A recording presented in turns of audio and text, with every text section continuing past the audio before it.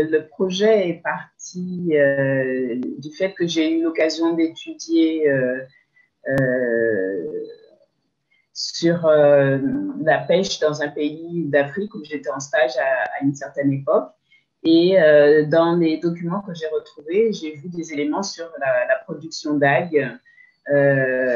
Et alors qu'à l'époque, vraiment, enfin, c'était pas comme maintenant, on parle quand même beaucoup plus d'algues aujourd'hui, mais à l'époque, c'était relativement peu développé. Et donc, j'ai commencé à travailler sur les algues à partir de cela.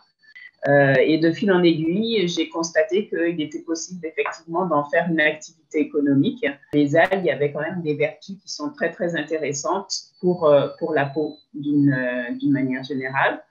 Et donc, j'ai commencé à travailler sur le sujet comme ça. J'ai créé une entreprise à partir de 2013 avec dans l'idée d'expérimenter, on va dire, en grandeur nature, le projet de production d'algues et de produits cosmétiques, notamment à partir de ces algues. Elles ont un petit peu les mêmes problématiques que notre peau à défendre quand elles sont dans le milieu marin.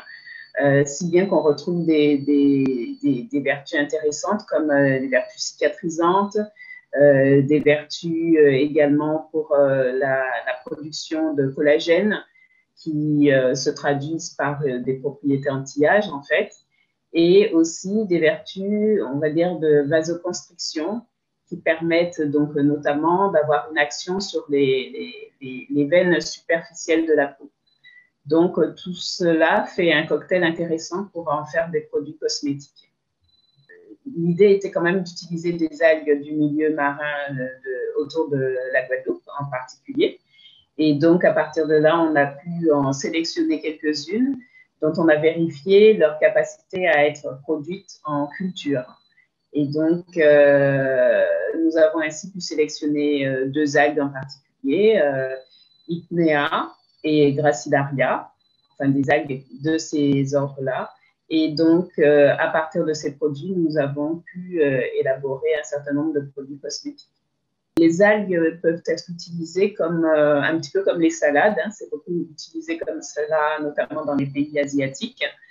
Mais il faut savoir que pour cette partie-là, je dois encore, comment dire, travailler sur des démarches administratives, puisque en France, pour pouvoir utiliser les algues pour l'alimentation, il faut que celles-ci soient inscrites dans une liste d'algues alimentaires.